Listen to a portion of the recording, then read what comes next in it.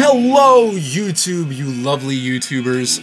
This is SirAllAboutMusic bringing you an album review that a lot of you have been anticipating since I announced I would be doing my Smashing Pumpkins discography review. But before we get to talking about Siamese Dream, I have reached my subscriber goal for November.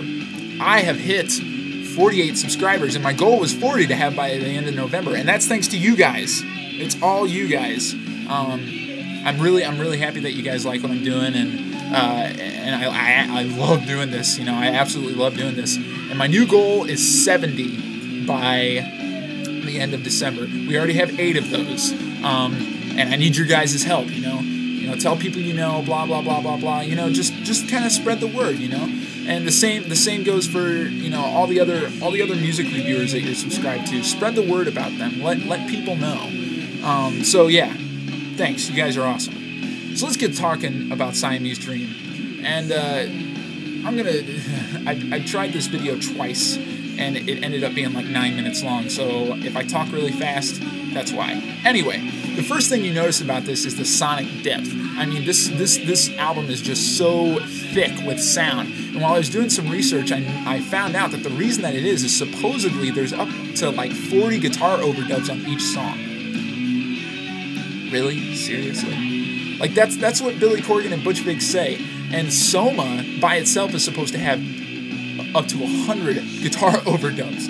You know, that'll give you your thick sound. That'll definitely give you thick sound. So I don't know if that's true, but that's what they say, so I'm going to take that as fact. And that, that's one way to accomplish a really thick sound, and this album has it, and it's really deep sonically, which is awesome. The second thing you notice is the technical perfection. There's a little room to breathe, some room for error on Gish. There's no room for error on this album. Everything, every lick, every riff, every drum beat is perfectly executed, just to the utmost perfection. You know, like there are no mistakes on this album at all. And, Billy went through like a Jimi Hendrix complex during this album, and that's why, he just like sought perfection, and he demanded perfection from the rest of the band members. Then again, he's the egotistical jackass. So anyway, let's get started talking about this album. Originality. This is one of the most original albums I've heard, and by this time, Billy had really learned how to put together the metal and the dream pop, and make this classic Smashing Pumpkins sound. Great example of this is Disarm, which is this, acoustic song, but it's a dream pop song that's just got so much metal in it. It just weighs it. It just gives the song a really heavy feeling, a really dark feeling, a really metal feeling. And then the opposite of that would have to be Quiet. This song right here. Quiet is a metal song that's got that splash of dream pop that kind of takes it out of the metal genre and sticks it into the alternative rock genre. It enables it to move from the metal genre, because it has the splash of dream pop. So there's Billy, he really puts those two together. How much I like this album? Love this album. This is an iconic album. This is a classic album. This is one of those albums where you can just stick it in the CD player and get lost in the music. I do that a lot. This is just a great album. Production, like most Smashing Pumpkins albums, is a little glossy. But then again, it lends to the sound, and there's a lot going on. There's a lot of counter melody in this album with guitar, as far as guitar goes. There's a lot of little licks and riffs that are being played, that are counterbalancing the song, and it gives the song a lot going on, but not so much that it's like you get lost, and there's like weird feedback shit going on. Yeah, it's a great, really well produced album. Nothing's pushed back except for Darcy, just a little. I'm not too happy about that.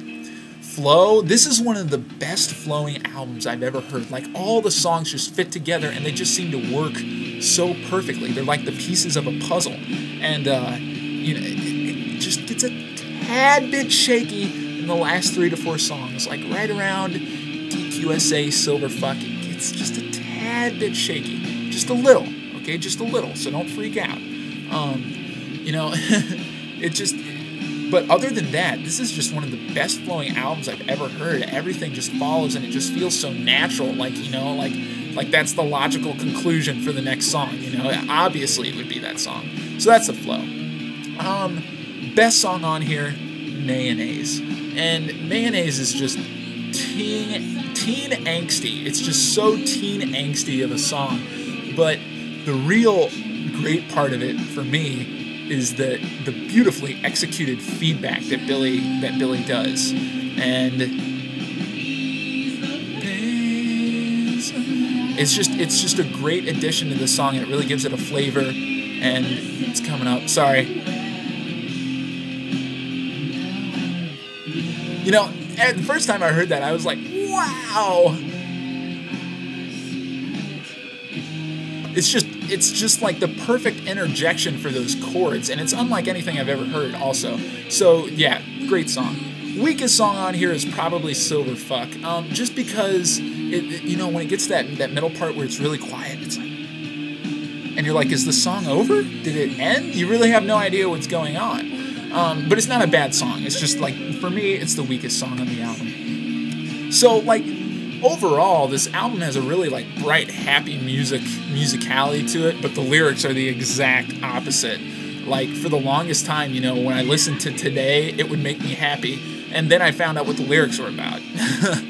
That totally killed my joyride for that song. So yeah, this is a really dynamic album. It's got, you know, it's a really, really great album. It really is. And this is, you know, probably their last non-bloated album where the music really is it's just for the music. You get into melancholy and it gets a little iffy there. So yeah, that's all I gotta say about this. Leave a comment in the comment section. Tell me what you thought. And this is SirAllAboutMusic, and I will see you guys next time.